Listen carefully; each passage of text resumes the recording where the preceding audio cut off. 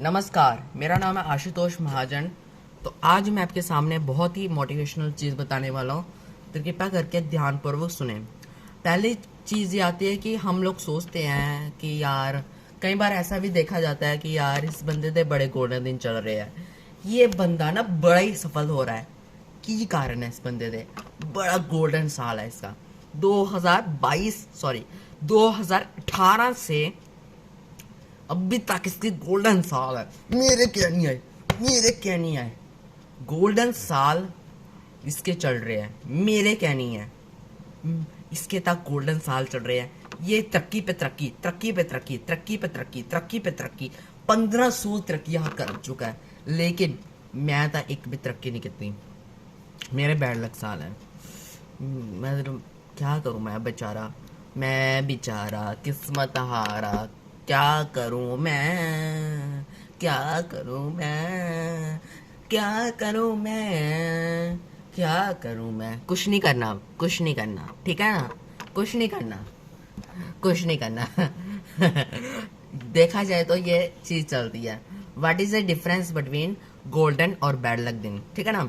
तो इसके बारे में आज हम बात करेंगे, गोल्डन दिन और बैड लक दिन के बारे में। मतलब व्हाट इज द गोल्डन दिन। गोल्डन दिन का मतलब हम लगा लेते हैं जिस समय ज्यादा अचीवमेंट्स हासिल हो, ज्यादा सफलताएं प्राप्त हो जाए, ज्यादा उपलब्धियां हासिल हो जाए, ज्यादा लाभ मिलना शुरू हो जाए, ज्यादा हमें प्रॉफिट मिलना शुरू हो जाए, ज्यादा हमारे मान प्रतिष्ठा, शाही दौलत शौहरत, शाही ठाड़ बाड़ बनना शुरू हो जाए, और हमारे हर हर चीज तारे चमक पड़े, तो उसको हम गोल्डन मान लेते हैं।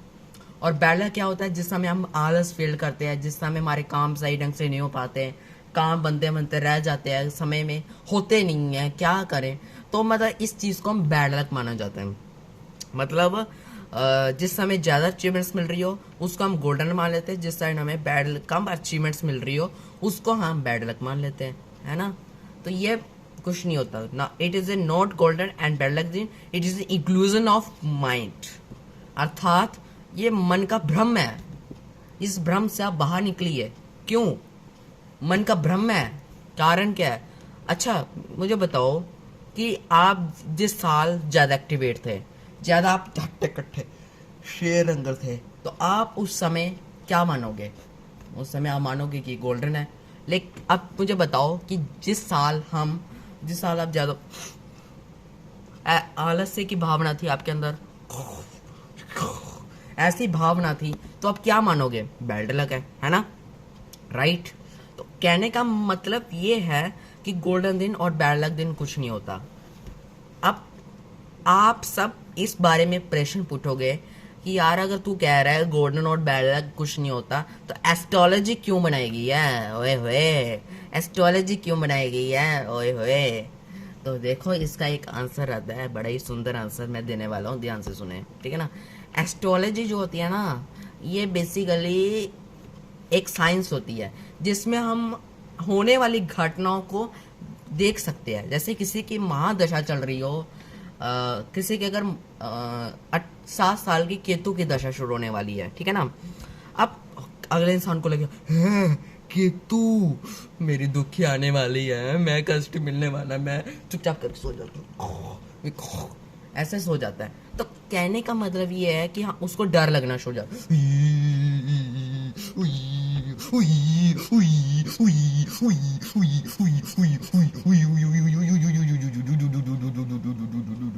अरे बेवड़े, केतु की दशा है, केतु अध्यात्म का है, तो आप अध्यात्म अपना लो। लेकिन जेरे लोग मटेरियलिस्ट होते हैं ना, सुन लो, जेरे लोग सास भौतिक तम में रहते हैं, जेरे लोग इतने भौतिकवादी हो जाते हैं, इतने मटेरियलिस्ट हो जाते हैं कि उन्हें अध्यात्म का कोई ज्ञान ही नहीं होता। तो ऐसी दशा में केतु की दशा आरंभ होती है, और केतु की दशा आने पर ऐसे इंसान की भौतिक सुख छीन जाते हैं, यानी भौतिक सुख उड़ जाते हैं, और आध्यात्मिक उसको लगता है कि यार इस जीवन जीने का कोई महत्व ही नहीं है, किस वास्ते मैं जीवा, मेरे बेटे। उसको रियलिटी पता चल जाती है, घर की डोमेस्टिक रियलिटी पता चलती है कि यार ये तो बेटे हैं ना मेरे, ये मेरा बिजनेस नहीं संभालेंगे, ये मेरे बिजनेस के ऊपर पता नहीं क्या क्या बोल देंगे, किस वास्ते जीवा प्रॉपर्टी के मामले में लड़ते हैं, क्या करें क्या नहीं करें, छोड़ो बरे, क्या करूँ मैं, एक काम करता हूँ सन्यासी बन जाता हूँ। तो वो सन्यासी बन जाएगा। तो सन्यासी बनने के बाद गोल्डन दिन उसके शुरू हो जाएंगे। यानी कोई भी ग्रह अपनी महादशा में अगर आता है तो आप उसके सकारात्मक गुण एडॉप्ट कर लो। मान लो अगर आपका 16 वर्ष की बृहस्पति की दशा है तो आप गुरु की आज्ञा मानो, ज्ञान की तरफ आगे बढ़ो, धार्मिक पुस्तकें पढ़ो, तीर्थ स्थान में जाओ, अच्छे कार्य करो, तीर्थ स्थान में जाकर स्नान आदि करो, ब्राह्मणों को अपने घर एक दो साधुओं को इनवाइट करो, उनको भोजन करवाओ। ऐसे अगर आप ऐसे काम करोगे तो बृहस्पति ठीक रहेगा। लेकिन अगर आप उल्टे काम कर लोगे, अगर आप बृहस्पति गुरु है तो आप गुरु को ताना मारना शुरू हो जाओगे, गुरु को थू थू थू थू करना शुरू कर दोगे, गुरु की निंदा करोगे या गुरु के खिलाफ कुछ अनाप शकुन बोलोगे। हमारे स्कूल एक नियम था, पता क्या, हमारे स्कूल एक था कि जो हमारी प्रिंसिपल मैम थी ना, उसको सब बच्चे क्या बोलते थे, बुड्ढी। वैसे तो हमारे से वो बड़े थी लेकिन बच्चे उसको बुड्ढी बोलते थे। इस बुड्ढी ने पता नहीं कदों खलासी मुकनी, इस बुड्ढी ने पता नहीं कदों खलासी मुकनी, ऐसे शब्द बोलते थे। अब मैं एक दिन कहा, अरे दोस्तों कम से कम थोड़ी शर्म कर लिया करो, आदर किया करो, थोड़ी कम से कम थोड़ी शर्म कर लिया करो। वो हमसे बड़े, हमें उनका आदर करना चाहिए। वो मेरे दुआले पड़ गए, मेरे पीछे पड़ गए। तो कहने का मतलब ये है कि अगर आप दशा को अगर आप समझो तो दशा का मतलब क्या है, वो गुण जो आपको सही मार्गदर्शन पे ले जा सकते हैं, जो आपको सही गाइड कर सकते हैं, उन गुणों को आप अचीव करो। जैसे बृहस्पति है तो आप ज्ञान के तत्वों को अचीव करो, ज्ञान के लिए आप आगे बढ़ो, ज्ञान को लेकर आप सीरियस बनो, ज्ञान को लेकर आप गंभीर बनो। यदि आप ज्ञान को लेकर गंभीर नहीं बनोगे, ज्ञान को लेकर आपका एटीट्यूड ही गंभीर नहीं होगा, तो आप काहे कर्म करोगे। इसलिए कहने का मतलब ये है कि गुरु की इज्जत करो बृहस्पति। और जो आप गोल्डन और बैड लक दिन के बारे में बात कर रहे हो, ये कुछ नहीं, ये मन का भ्रम है। अगर आपको हर साल गोल्डन बनाना ही है ना, तो आपको एक काम करना चाहिए, हर महीने के टास्क लिख लेने चाहिए। एक नोटबुक ले लें, अगर आप एक रजिस्टर ले लें, नोटबुक नहीं रजिस्टर ले लें, 50-80 रुपये का एक रजिस्टर आता है, तो वो ले ले और उस पर अपने सारे लक्ष्य बनाए, लक्ष्य बना ले हर महीने के। उसको मेहनत के साथ, एक लगन के साथ, एक सच्ची निष्ठा के साथ, एक मेहनत के साथ उसको अचीव करते जाएं। यदि आप उस चीज़ को अचीव करोगे, यानी अगर आप उस चीज़ की पूर्ति करोगे, तो आपका लक्ष्य अपने आप आपको गोल्डन सारा मिलना शुरू हो जाएगा। और कई बार हमें ऐसा लगता है कि यार हम तो मेहनत बड़े करते हैं लक्ष्य के लिए, फिर भी हमें फल नहीं मिलता। अरे बेवड़े, मेरी बात सुन लो, आप एक चीज़ नहीं अपनाते, basically important, very very very very important चीज़ आप नहीं अपनाते, वो चीज़ है भगवान। आप भगवान को भूल जाते हैं। क्या होता है, मैंने कई बार कई हमारे देश के लोग बेरोजगार है, कईयों को नौकरी नहीं मिली। जरा जिन लोगों को नौकरी मिलती है ना, वो ठीक है, वो परमात्मा की कृपा मिल जाती है। लेकिन जिन लोगों को नौकरी नहीं मिल पाती, उसका कारण क्या है? बेरोजगारी का सबसे बड़ा कारण है स्पिरिचुअलिटी का ना होना, अध्यात्म का ना होना। ये बड़ा बड़ा कारण है। अध्यात्म, अगर आप कोई भी चीज़ प्राप्त करना चाहो, चाहे आप कोई भी एग्जाम की, तो उसमें परमात्मा को रख लो, ठीक है ना। भगवत गीता में लिखा है, जो भी कर्म करे धर्म को सामने रखकर करे। मीन्स ये है कि अगर आप कोई भी काम करते हो, अगर आप यूपीएससी की तैयारी करते हो, तो आपको आपका लक्ष्य होना चाहिए परमात्मा, कि मैं यूपीएससी की तैयारी करूंगा और परमात्मा के लिए अच्छे अच्छे कार्य करूंगा। जब मैं उच्च पदवी पे पहुंचूंगा, जब मैं अपनी पोस्ट पे पहुंचूंगा, तो मैं वहां पर परमात्मा के कार्य करूंगा। अगर ऐसी भावना होगी तो परमात्मा आपको, कई बार हम लोग सोचते हैं, कई बार हमें नौकरी नहीं मिल रही होती है, तो हम परमात्मा के पास जाते हैं, मंदिर जाते हैं, वहां कहते हैं परमात्मा जी ये मोती चूर के लड्डू है, इसको आप खा लो, हमें नौकरी दे दो, हमें नौकरी दे दो, हमें नौकरी दे दो, हमें नौकरी दे दो। परमात्मा को हम ये बोल देते हैं, हमें नौकरी दे दो, मोती चूर के लड्डू। पर परमात्मा को पिटाने की कोशिश करते हैं। जैसे बॉयफ्रेंड और गर्लफ्रेंड एक दूसरे को पिटाने की कोशिश करते हैं, इस तरह से हम भगवान को भोग लगाकर या अदरवाइज पटाने की कोशिश करते हैं, किसी ना किसी ढंग से भगवान मानी जावे। लेकिन आपका पर्पस क्या पिटाने का? आपका पर्पस सिर्फ भौतिक सुख है या फिर आपका पर्पस सिर्फ आध्यात्मिक कल्याण है। अगर आपका पर्पस भौतिक सुख है, परमात्मा नहीं पिटने वाले, परमात्मा नहीं मानने वाले।